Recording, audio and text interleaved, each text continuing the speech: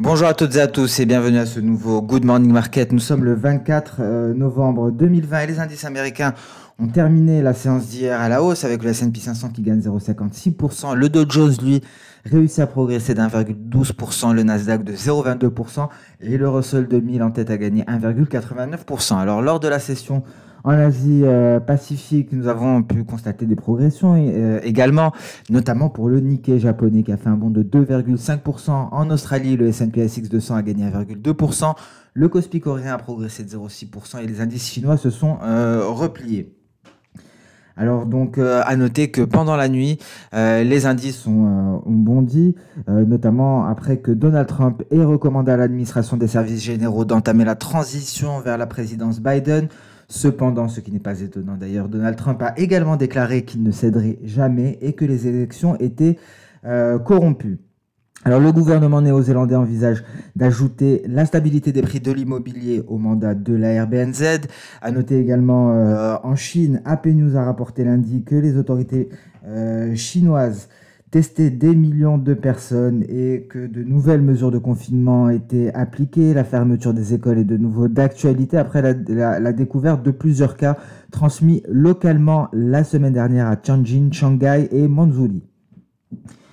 Concernant la politique américaine, et c'est ce qui devrait être au goût du jour aujourd'hui, une séance qui sera marquée par la politique américaine, des rapports ont fait surface et il semblerait que Joe Biden pourrait choisir l'ancienne chef de la Réserve fédérale américaine qui serait de retour, Janet Yellen, comme secrétaire au Trésor. Et donc aujourd'hui, l'équipe Biden devrait attribuer plusieurs postes clés. C'est pour ça que la politique américaine sera très certainement un catalyseur sur les marchés.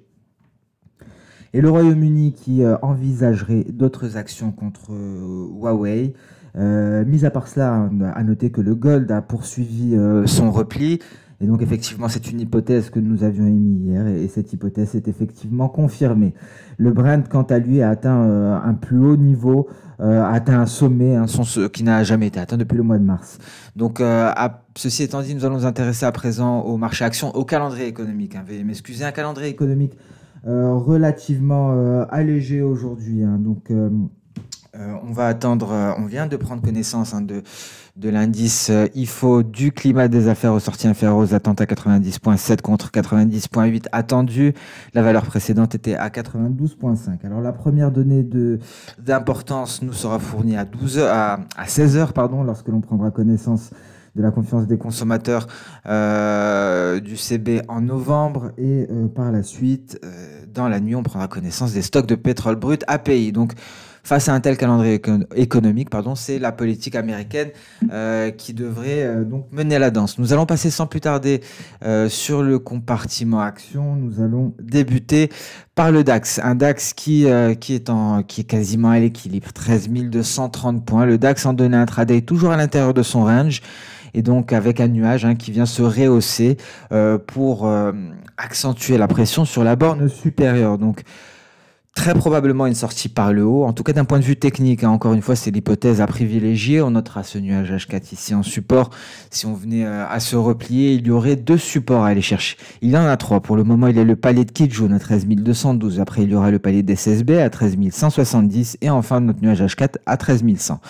Donc beaucoup plus probable d'assister à un franchissement ici par le haut. On se rappelle qu'hier, ce franchissement a échoué et nous sommes allés en test de notre nuage H4, mais en même temps, nous avons testé la SSB de notre nuage H1. Donc des perspectives haussières à privilégier, mais pour plus de prudence, on va attendre le franchissement du sommet de la veille, des 13 306 points, pour envisager une poursuite de la hausse. Qu'en est-il du CAC 40? Alors prudence avec le CAC 40. On remarque ici une zone de vente, une zone qui a été testée à deux reprises et on constate qu'à chaque fois les vendeurs prennent la main à ce niveau-là. Donc prudence, malgré une sortie par le haut de son range, on remarquera tout de même un nuage qui reste extrêmement fin aux alentours des 5480. Alors une cassure des 5480 renverrait l'indice français directement sur la borne inférieure de son range. Dernier rempart ici avant les 5400 points. Donc prudence avec le CAC 40 qui a bel et bien franchi la bande supérieure de son range, qui a pour objectif aussi les 5619, hein, mais on remarquera ici des vendeurs qui reprennent la main lorsque les cours testent les 5545 points. Donc il faudra attendre un franchissement de ce niveau pour espérer une poursuite jusqu'à 5620 points. Qu'en est-il du Nasdaq, hein, toujours pratiquement à l'équilibre sur cette Tenkan. Ici, en données intraday en H1, nous sommes à l'intérieur du nuage. Nous avons tenté une sortie de ce dernier sans y parvenir. Nous l'avons réintégré. Il y a un support de taille ici, une zone support, hein, des 11 900 jusqu'à environ 11 912. Donc un franchissement, une cassure de ce niveau permettrait d'aller chercher le creux de la veille à 11 800 points. En revanche, si on parvient à nouveau à sortir du nuage, ce serait pour aller chercher les 12 020 points. Donc pour l'heure, nous sommes à l'équilibre sur le Nasdaq. On va attendre un signal qui nous sera donné soit d'un côté une sortie du nuage par le haut avec une lagging span qui se désengagera de tout obstacle dans la foulée, soit par un franchissement de ce palier de Kijun qui repousserait les cours du Nasdaq vers les creux du 23 novembre et du 19 novembre. Qu'en est-il du Dow Jones? Le Dow Jones part à la hausse à l'attaque des 30 000 points, mais on va rester extrêmement prudent au contact de ce niveau-là. Alors, on est en train de tenter de franchir la borne supérieure, ce qui nous permettrait d'aller chercher les 30 000 points, mais sur les 30 000 points, c'est le niveau sur lequel on retrouve des vendeurs qui sont déterminés à renvoyer les cours à la baisse. C'est un gros niveau, c'est 30 000 points, et il faudrait un réel catalyseur aussi, hein, pour s'en affranchir, pour se hisser au-dessus. Donc prudence, car on pourrait franchir cette borne supérieure, aller chercher les 30 000 points et se replier dans la foulée pour aller tester notre nuage et ce palier de Kijun aux alentours des 29 520 points. Donc prudence sur le Dow Jones. En tout cas, pour envisager de réelles perspectives haussières, il faudra réussir à passer le cap des 30 000 points.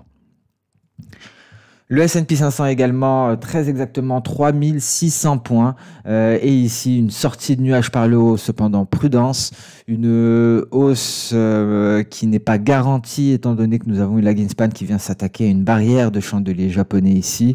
Et donc, on pourrait s'attendre à un éventuel repli en direction de la Kijun. Il faudra attendre un franchissement des 3620 hein, pour envisager une poursuite de la hausse. En revanche, concernant un scénario baissier, ce sont les 3532 points qui donneraient une alerte. Alors pour l'heure, encore une fois, également pour le S&P 500, relativement neutre, hein, même si nous sommes au-dessus du nuage, cette barrière de chandelier japonais fera donc obstacle justement à cette lagging span et n'assure pas une hausse. Hein. Ici, il faudra vraiment attendre que la lagging span réussisse à franchir tous ces niveaux-là.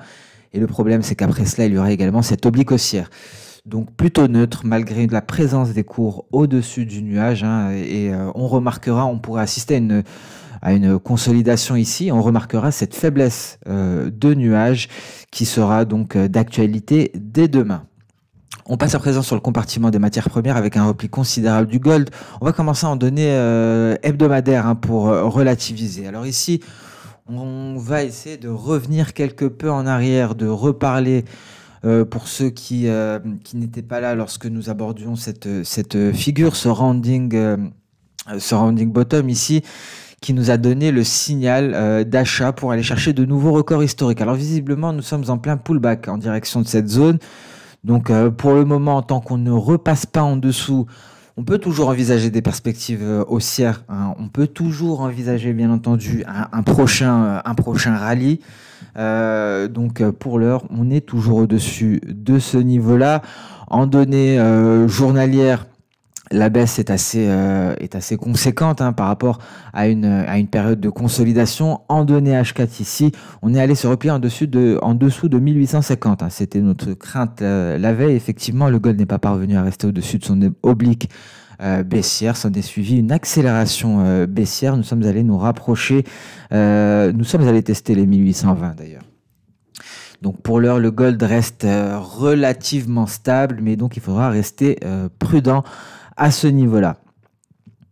Alors à présent, nous allons nous intéresser au pétrole. Le pétrole qui est sur des plus hauts plurimensuels avec un pétrole WT aux alentours des 43,50. Alors nous sommes en train de tester la borne supérieure, nous invalidons le franchissement de la borne supérieure du canal haussier. Donc à ce moment-là, à court terme, les baisses sont à privilégier avec pour premier objectif les 43 $, second objectif les 42,50. Ce sont simplement nos Tenkan et Kijun, et éventuellement un test de la borne inférieure. En tout cas, la hausse semble se confirmer pour les pétroles et ces nombreux vaccins viennent renforcer les perspectives d'une reprise de la demande d'essence et donc de la demande de pétrole. Et le café donc qui chute comme une pierre, c'est le café qui est à 116, qui a pour prochain objectif les 113,15 après un test ici des 124 qui correspondaient à tous ces éléments que l'on a abordé à maintes reprises, cette oblique baissière et ce nuage mensuel. Alors on passe à présent sur le marché des changes avec ici un billet vert toujours en test de ce fameux support, et donc il y a eu un retour de l'attrait au billet vert hier suite à la publication des PMI, et donc effectivement cela a entraîné l'euro-dollar à la baisse, cela a éloigné le billet vert de ce fameux support qui tient le dollar américain depuis assez longtemps maintenant. L'euro-dollar dans un tel contexte est fortement replié, on le voit ici en données H4, on a tenté une traversée de nuages, on a retracé dans l'immédiat formant ainsi une mèche inférieure assez longue et on a longé le nuage. Nous sommes actuellement en train de tester cette oblique haussière. Seul un franchissement de cette dernière permettrait d'aller chercher les 1,19. On gardera à l'esprit ce nuage qui est en soutien ici. Et donc, à court terme, les stratégies d'achat sont à privilégier en direction du seuil psychologique des 1,19. L'USD Tri, quant à lui, est sorti de son nuage par le haut. On a bel et bien franchi les 7,78 600. Et donc, à présent, la prochaine cible est sur ce palier de Kijun en données journalières. Un palier de Kijun qui représente les 0,3806.